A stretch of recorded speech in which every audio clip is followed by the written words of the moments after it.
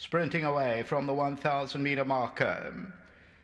Good beginning this one. Chanel Allure is right there. Smiley Kylie's well positioned. Pixie Belle. GABOR's getting over from that wide draw, so it says about 4 lengths off the leader. They are followed by Kia. Star Fusions along the inside. Further back in the run there's Passivity, Yoshida, Cabriole, and that can't go with him is Sabrina. As they turn into the home stretch, 500 meters to go. Pixie Belle and Chanel Allure show the way. GABOR's towards the outside. Say comes right out for a run. Star Fusion sneaks through down the inside, and Yoshida's also a runner as they come to the 300. Chanel Allure, but GABOR's moving up strongly on the outside, and GABOR comes into the lead past the 200. Smiley Kylie's down the inside, Passivity, and then comes Say, but GABOR's going to be a runaway winner, and GABOR to win it by about 3 to 4 lengths. Second position will go to Smiley Kylie, close for third, Passivity and Chanel Allure.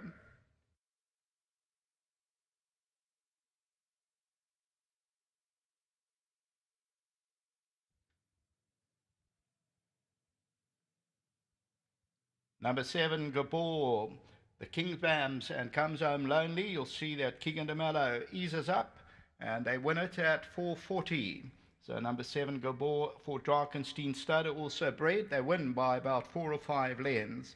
Second position will go to number 10, Smiley Kylie. Their third place is close.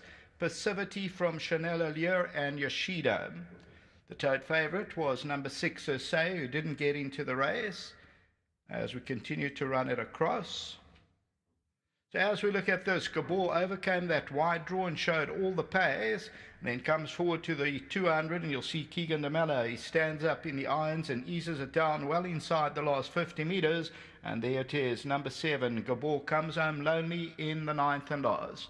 And GABOR, as I say, number 7, pays up at 4:40. Back to the studio.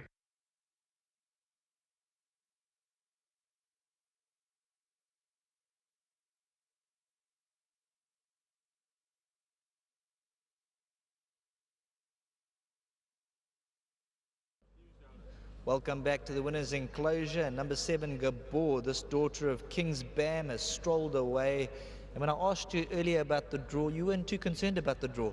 Yeah, because I thought that quality might be a bit above this, but you know, you always worry because a barrier trial, like you alluded to earlier this morning, is one thing and the race is another, and sometimes horses can get stage fright, but she's shown us that she's above average purely on that barrier trial that she did as well. You know, she did 58.02, so she almost broke 58, and not many barrier trials do that at Scottsville. So, you know, on the basis of that, you know, the filly that you were tipping had run 1,000 in 62 or something like that. It was a very slow time.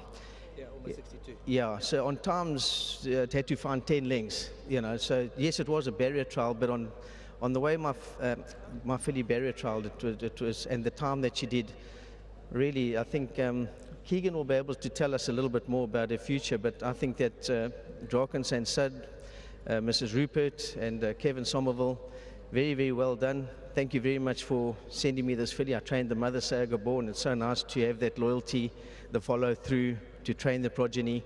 It's such a sad loss, King's Barnes, the stallion.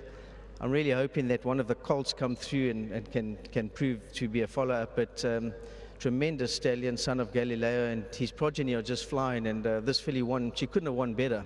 So hopefully we've got a nice future ahead of ourselves. I think your horse Dancing Feather was second. They're about 10 lengths clear of the rest, so we're going to have to keep a close eye there. Yeah, Dancing Feather runs first time out on the 8th in the Debonair Stakes. Okay. Yeah, so, you know, that's the form line. We'll watch and see. Thanks very much. Pleasure. Now, Keegan DeMello, when he got off, I could see the smiles. You've ridden top horses in your day, and you just seem to think this horse could have the X factor. Yeah, she's got a bit of a wow factor. Look, it's obviously a bit early for her to really judge, but on the feel she gave me, she could be anything at the moment.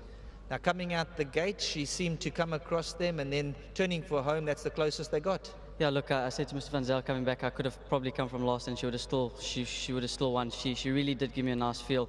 And yeah, I must just say a big thank you to Drakenstein Stud and Mrs. Rupert and yeah, Kevin Somerville. They've been really supportive of mine, and to Mr. Van Zyl, I don't think I've had a ride for him in ages, but it's nice to have a winner for him. I won in her mom, so it's a nice little story.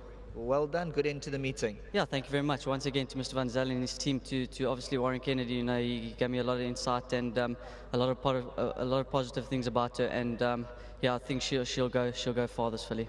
Well done. Thank you very much. Well done to the Gavin Van Zyl team and Keegan de Melo. They mentioned Sir GABOR and this individual GABOR. Too good from the outside draw. Gavin Van Zyl was quietly confident and she's proved them spot on in the last.